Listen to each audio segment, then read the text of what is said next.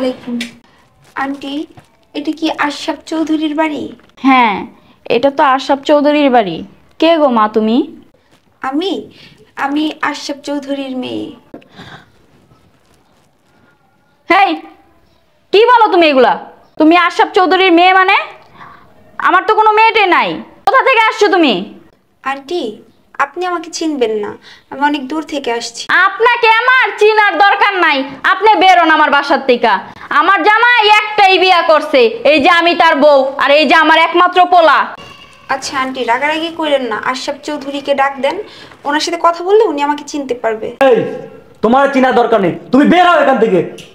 কি রে বাবা, এই মাইয়া কি কইতাছে? তোর বাপি কি আমার থেকে আগে পরে আর কোনো বিয়া শাদী করছে নাকি? আরে মা, কি বলো তুমি? আব্বা এরকম লোকই না। এই যে এই মাইয়া যে কইতাছে তোর বলে বাপের মাইয়া। বললি হইলো। এই, বের হও তুমি। ভাইয়া, আমার সাথে এমন করো না, আমি তোমার বোন লাগি। তুমি আব্বুকে ডেকে দাও, আব্বু আমাকে চিনবে। এই, তুই আমার কোন জনের বোন রে? বাইরে এমনি বাইরেইব না বাবা, দাঁড়া। এই মাইয়া বাইরে আমার বাসার থেকে। এই, কার সাথে কথা বলতেছো? কি গো তুমি মা? আসসালামু আলাইকুম আব্বু, ভালো আছেন? কি গো, এই মাইয়া তোমার আব্বা আব্বু কইতাছে কি লেগা? হ্যাঁ, কোন জনমের মাইয়া তোমার এটা? হ্যাঁ, কার কাছে যে আকাম বাজিছো? এই চুপ থাকো। বাবা রে বাবা। মা, তুমি কোথা থেকে আইছো গো? আব্বু, আমি বিক্রমপুর থেকে আসছি। বুঝতে পারলাম তুমি বিক্রমপুর থেকে আইছো, কিন্তু আমাকে আব্বু আব্বু বলতেছো কেন? আরে আব্বু, কি বলেন আপনি? আব্বুকে আব্বু বলবো না তো কি বলবো? ও, বুঝতে পারছি, আপনি মনে হয় আমাকে চিনতে পারেননি। মা, তুমি ঠিকই বলছো, আমি তোমাকে চিনতে পারলাম না। মনে পড়ে, আজ থেকে অনেক বছর আগে আপনাদের বাড়িতে একটা মেয়ে কাজ করতো, নাম আমেনা।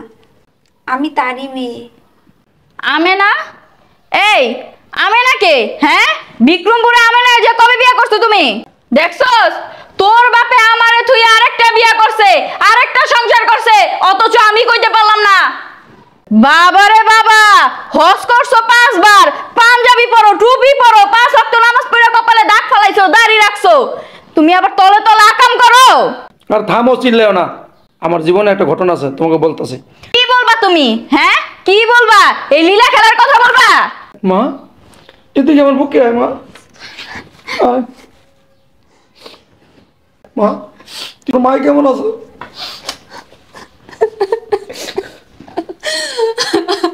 কান্দুস কে মা? কোনা, তোর মা কেমন আছে?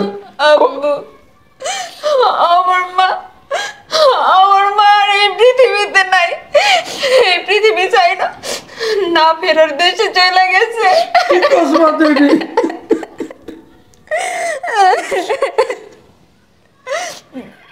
কতদিন তোর মায়ের দেখি না, কত খোঁজা খুঁজছি তোর মায়ের, কিন্তু আমি পাই না। হ্যাঁ? জানো আব্বু, মা মারা যাওয়ার আগে তোমারে অনেক দেখতে চাইছিল, কিন্তু মা তো তোমারে দেখতে পারলো না। মা মারা যাওয়ার আগে আমার কাছে তোমার ঠিকানা দিয়ে গেছিল, আর বলছিল এই ঠিকানায় গেলে তুই তোর বাবারে পাবি। আমি চলে আসছি বাবা, এখন তুমি ছাড়া এই পৃথিবীতে আমার আর কেউ নাই, কেউ নাই।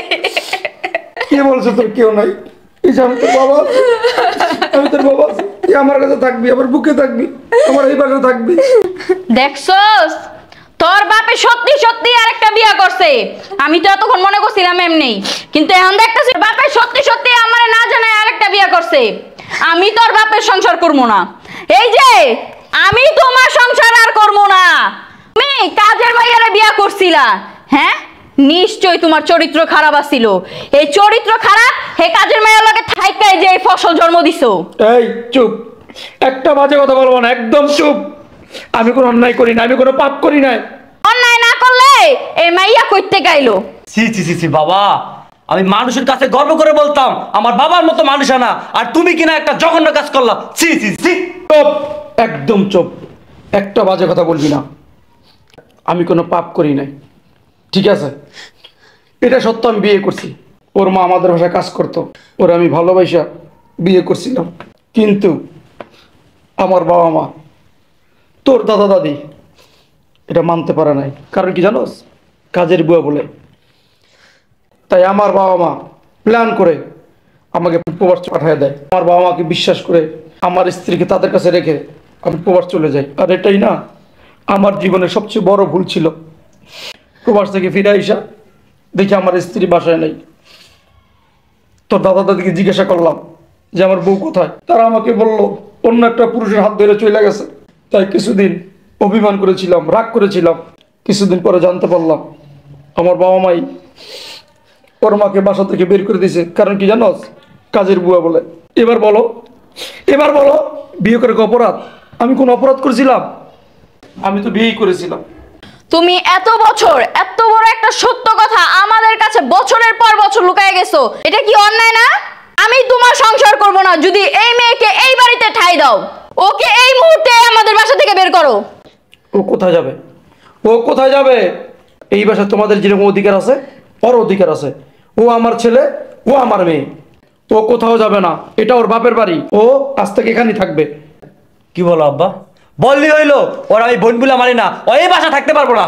তুই যেরকম আমার সন্তান, ও আমার সন্তান। তুই যেরকম থাকতেছস ও থাকবে। চল বাবা, উনি থাকো গুনার মেয়েকে নিয়ে, আমরা এই বাসায় থাকবো না। চল। বাবা, মা আর ভাই তো চলে গেল, এটা কি ঠিক হইলো বলো?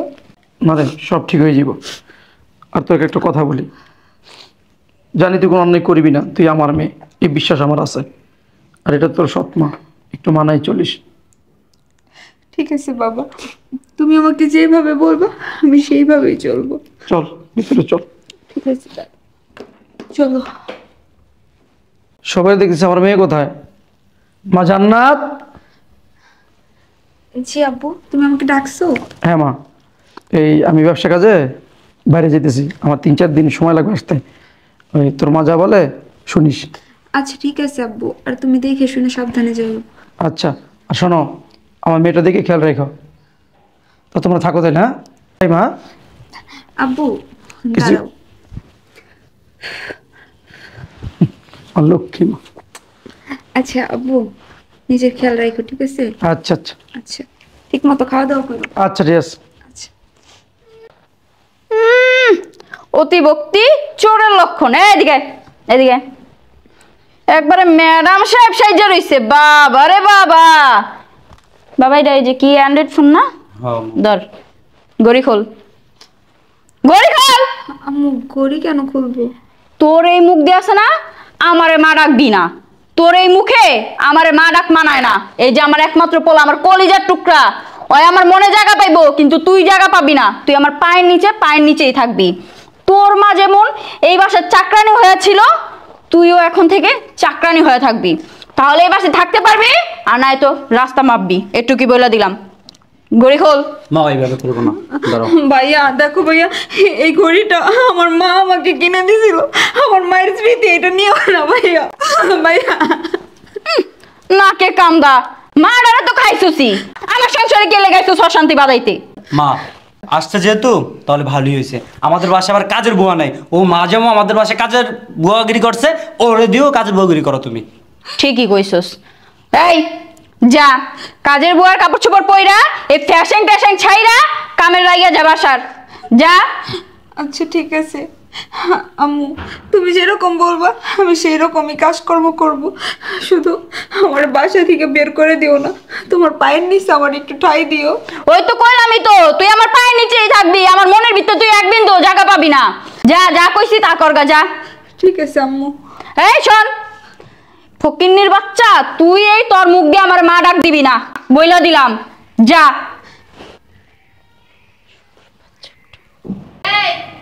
এই সেরি, ওই জায়গাটা ভালো করে ঝাড়ু দে, ওই যে ময়লা দেখতাছি আমি আনতে গাবইয়া। ঠিক আছে আম্মু।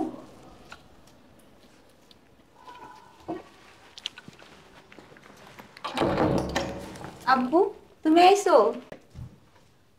হ্যাঁ আমি আইছি, কিন্তু তোর হাতে ঝাড়ু কেন? আর এইসব পোশাক পরছিস কেন তুই? আমি পড়াইছি। তুমি পরাইছো মানে? আই তো। ওর হাতে ঝাড়ু কেন? কাজের মেয়ের পোশাক পরাইছো কেন রে?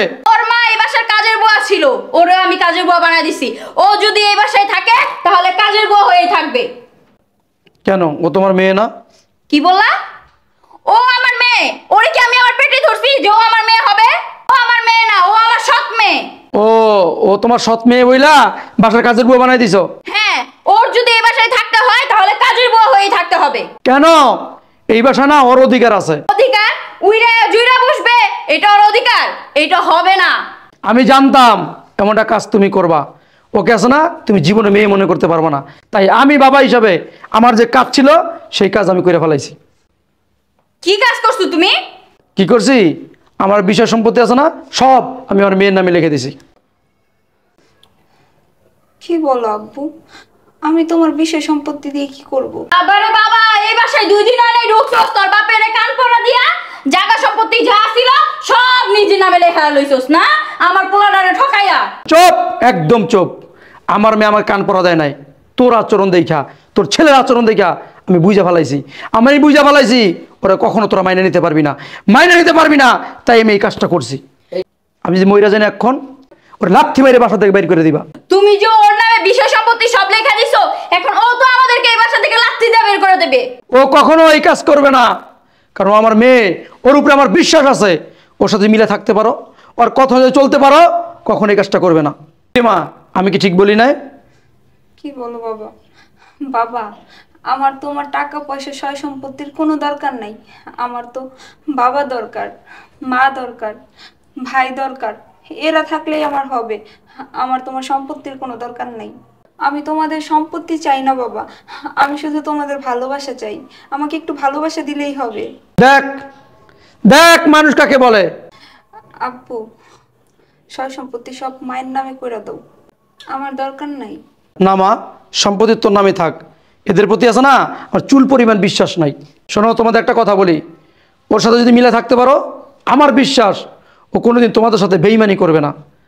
কিন্তু যদি মিলে যদি না থাকতে পারো, পরবর্তীতে কি হয় এটা আমি বলতে পারি না। তাই বইলা তুমি যে এরকম একটা কাজ করলা, ও কি তোমার সন্তান না? হ্যাঁ, তুমি ওকে কিছু সম্পত্তি না দিয়ে সব সম্পত্তি ওর নামে কেন লেখা দিছো? হ্যাঁ, ও আমার সন্তান, ও আমার সন্তান। কিন্তু কি জানো, ও তুমি এই সম্পত্তির ভার আছে না, সহ্য করতে পারবো না। তাই আমি ওকে দিয়ে দিছি। চল মা, ভিতরে চল। তুই কেন বাসা কাজ করবি? আয়। মা, বাবা এটা কোনো কাজ করলো? চুপ থাক, আপাতত ওর লগে বাউ দিয়া থাকতেইব। আগে সম্পত্তিটা হাতায় নি, তারপর ওরে আমি আমার আসল রূপ দেখামু। চল বাবা, চলো।